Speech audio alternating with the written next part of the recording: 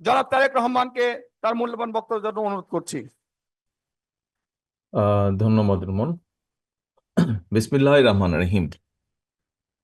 আমরা বিএনপি পরিবারের সভাপতি সহ মঞ্চে উপস্থিত সম্মানিত নেতৃবৃন্দ এবং আমার সামনে উপস্থিত বিশেষ করে গুম, খুন, বিভিন্নভাবে নির্যাতিত ব্যক্তি এবং পরিবারের উপস্থিত সদস্যবৃন্দ, আসসালামু আলাইকুম। আজকে আহ, আমরা এমন কতগুলো মানুষ অথবা এমন কতগুলো মানুষের পরিবারের সদস্যদেরকে নিয়ে একটি অনুষ্ঠান করছি, যাদের ত্যাগ, আত্মত্যাগের কারণ হচ্ছে আমাদের এই আজকের মুক্ত বাংলাদেশ।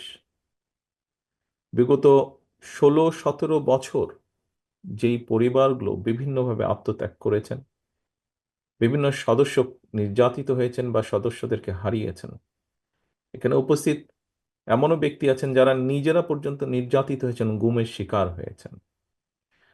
এই মানুষগুলোর আত্মত্যাগের কারণেই কিন্তু আজকের এই মুক্ত বাংলাদেশ, যেখানে কোটি কোটি মানুষ কম বেশি মুক্তভাবে শ্বাস নিতে পারছেন। আজকে যেই পরিবারগুলো আপনারা আজকে উপস্থিত হয়েছেন, যাদেরকে আপনারা বিভিন্নভাবে হারিয়েছেন, হারানোর মূল কারণটি কি ছিল? কারণটি ছিল এই দেশের মানুষের রাজনৈতিক অধিকারকে প্রতিষ্ঠিত করা। এই দেশের মানুষের রাজনৈতিক অধিকারের পাশাপাশি অর্থনৈতিক অধিকারকেও প্রতিষ্ঠিত করা। সংক্ষেপে বললে মানুষের অধিকারকে প্রতিষ্ঠিত করা, যেটি ছিনিয়ে নেওয়া হয়েছিল। আজকে আহ, এখানে যারা উপস্থিত আছেন, যারা নিজেরা ভিকটিম, আমি একজনকে সরাসরি এখান থেকে দেখতে পাচ্ছি, ভিকটিম খোকন মঞ্চে বসে আছে। খোকনের মতন আরো অনেকেই সামনে উপস্থিত আছেন হয়তো, একই সাথে এরকম পরিবারগুলো উপস্থিত আছেন। আহ একটি কথা আমি আমার পক্ষ থেকে কখনো বলিনি, আজকে এখানে আমি কথাটি উপস্থাপন করতে চাচ্ছি।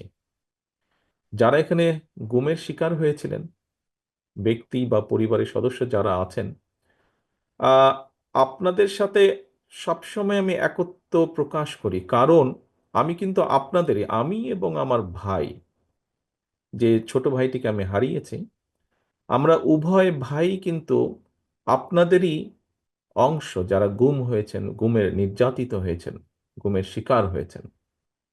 কিছুদিন আগে আমি হুম্মম কাদেরের সাথে কথা বলছিলাম, ও এসেছিল আমার সাথে একটি বিষয় আলাপ করার জন্য। আমরা কয়েকদিন আগে দেখেছি যে আহ, আয়নাঘর নামক যেই জায়গাটি তৈরি করা হয়েছিল, সেই জায়গাটাতে বর্তমান অন্তর্বর্তীকালীন সরকার প্রধান সহ অন্যরা গিয়েছিল, সেখানে হুম্মাম কাদেরও ছিল। সেখান থেকে আসার পরে হুম্মাম আমাকে কিছু বিষয় বলছিল। তখন হুম্মাম আমাকে বলল যে, ভাইয়া, আপনাকে যেই ঘরে রাখা হয়েছিল, আমাকেও সেই একই ঘরে রাখা হয়েছিল। এখানে অনেকেই আমরা আছি যারা আমরা আয়নাঘর থেকে ঘুরে এসেছি। অনেকেই আমরা আছি যারা আমরা আয়নাঘরে অত্যাচারিত হয়েছি। এখানে অনেকেই আছেন যাদের স্বজনেরা আয়নাঘরে গিয়েছেন, আয়নাঘরে অত্যাচারিত হয়েছেন। কেউ হয়তো ফিরে এসেছেন, কেউ হয়তো ফিরে আসেননি। একজন রাজনৈতিক কর্মী হিসাবে, একটি রাজনৈতিক দলের সদস্য হিসাবে, স্বাভাবিকভাবেই আমাদের প্রত্যাশা যে একটি জনগণের যেই প্রত্যাশা, সেইভাবে রাজনৈতিক দল হিসাবে আমাদেরও প্রত্যাশা যে সামনে একটি সুষ্ঠু নিরপেক্ষ নির্বাচন অনুষ্ঠিত হবে। নিরপেক্ষ নির্বাচনের মাধ্যমে বাংলাদেশের জনগণ তাদের সরকারকে বা কারা সরকার গঠন করবে সেই সিদ্ধান্ত তারা দেবেন বাংলাদেশের জনগণ।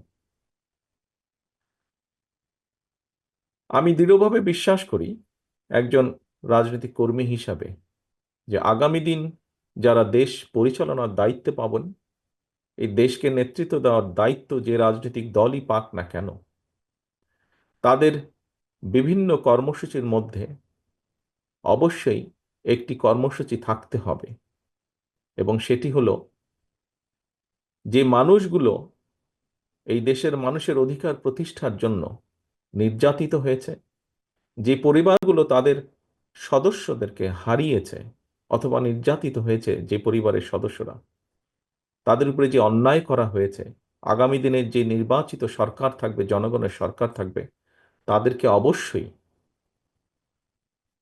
এই অন্যায়ের যে হয়েছে সেই অন্যায়ের বিচারগুলো করতে হবে। যে কোনো মূল্যে সুষ্ঠুভাবে এই বিচার হতে হবে। কারণ আমরা যদি অন্যায়ের আগামী দিনে আমরা যদি অন্যায়ের বিচারগুলো করতে না পারি, অন্যায়ের সঠিক সুষ্ঠু বিচার যদি না হয়, হয়তোবা দেশে আবারও অন্যায় সংগঠিত হতে পারে। বিচার হওয়ার মাধ্যমে যারা ক্ষতিগ্রস্ত হয়েছেন তাদেরকে ন্যায্য বিচার দেওয়ার মাধ্যমে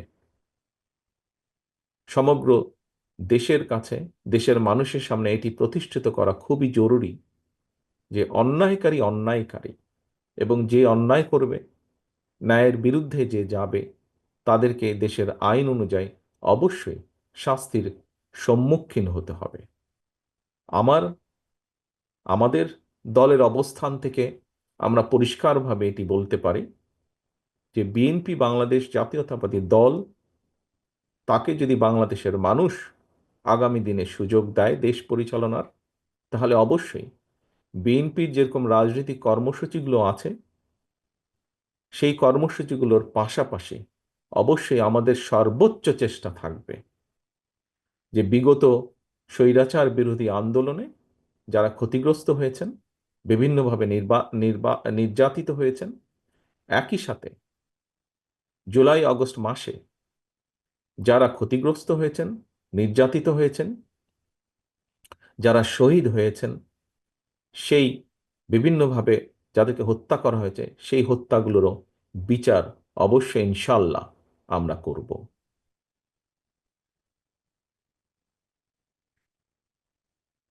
সামনে উপস্থিত শহীদ পরিবারের সদস্যবৃন্দ, উপস্থিত নির্যাতিত ব্যক্তিবর্গ, আপনাদেরকে আমি আজকের এই ইফতার মাহফিলে একটি অনুরোধ বা আহ্বান রাখতে চাই আপনাদের কাছে।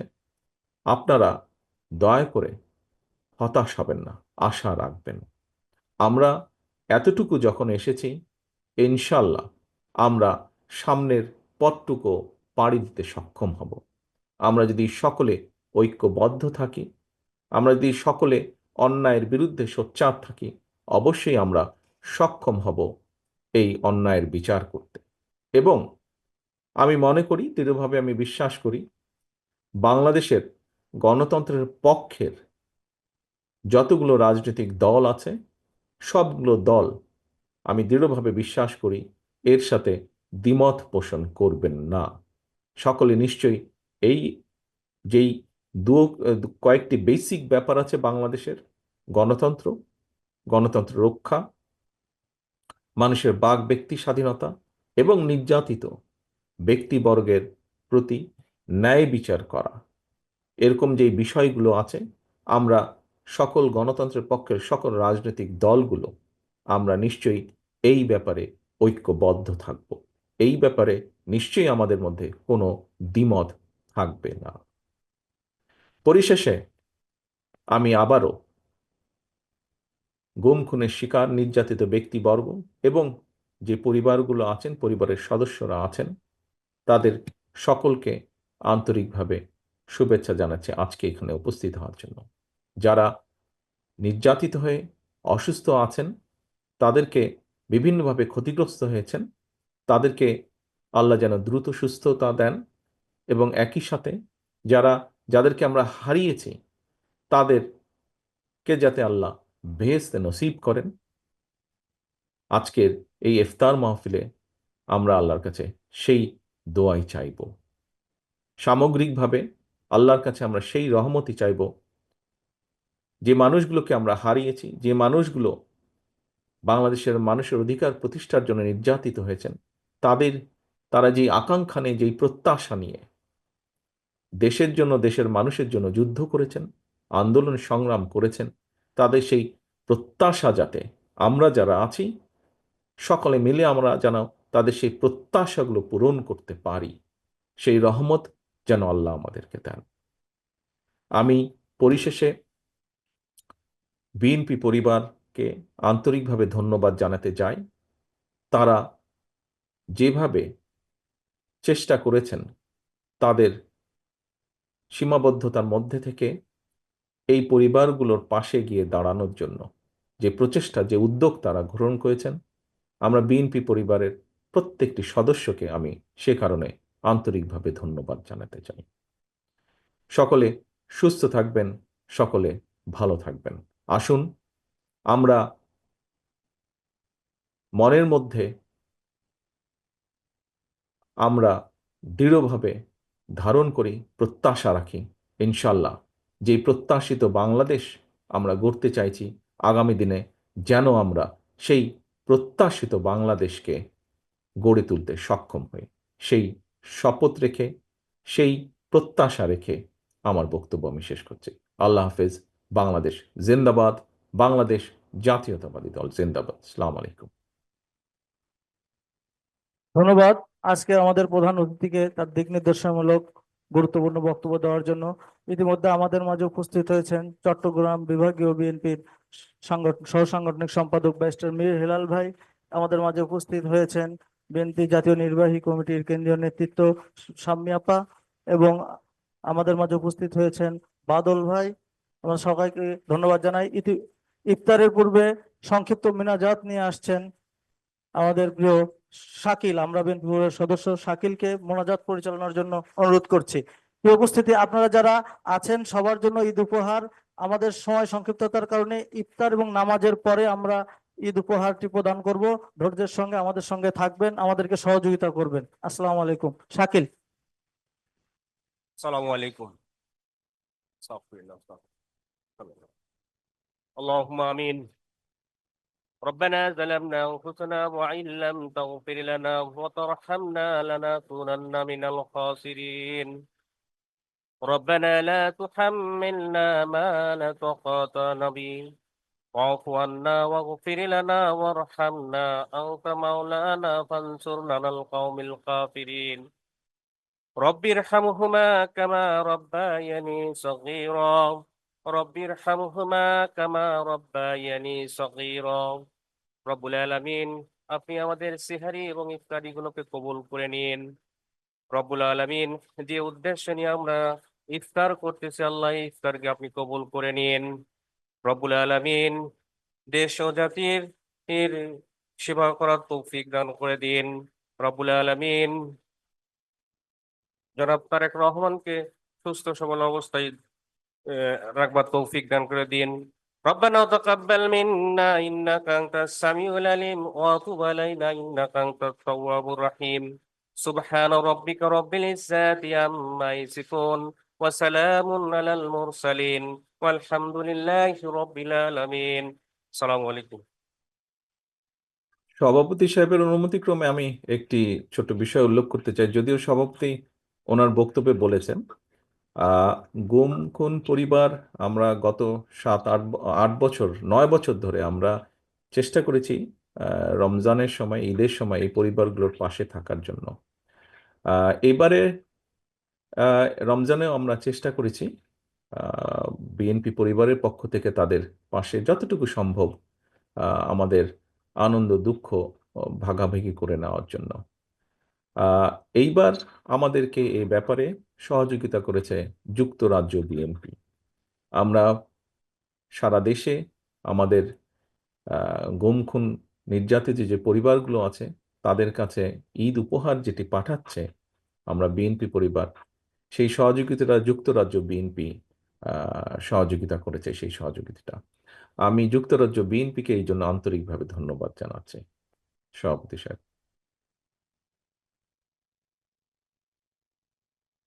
আপনারা যারা ওখানে উপস্থিত আছেন তারা ইফতার গ্রহণ করবেন। আমি যুক্তরাজ্য বিএনপির সভাপতি এম এ মালিক ভাই এবং সেক্রেটারি কয়সার আহমেদ ভাইকে ইতিপূর্বে ধন্যবাদ জানিয়েছি, আবারও ধন্যবাদ জানাচ্ছি। ওনারা একটি ইফতার মাহফিল ছিল ওনাদের, সেটির বন্ধ করে সেই টাকার সঙ্গে আরো কিছু যোগ করে আজকে যে উপহার দেয়া হচ্ছে এখানে সমবেত হন এবং তাদের অর্থায়নেই এই ঈদ উপহার বিতরণ হবে। আমি সবাইকে মুখে পানি দেওয়ার জন্য অনুরোধ করছি।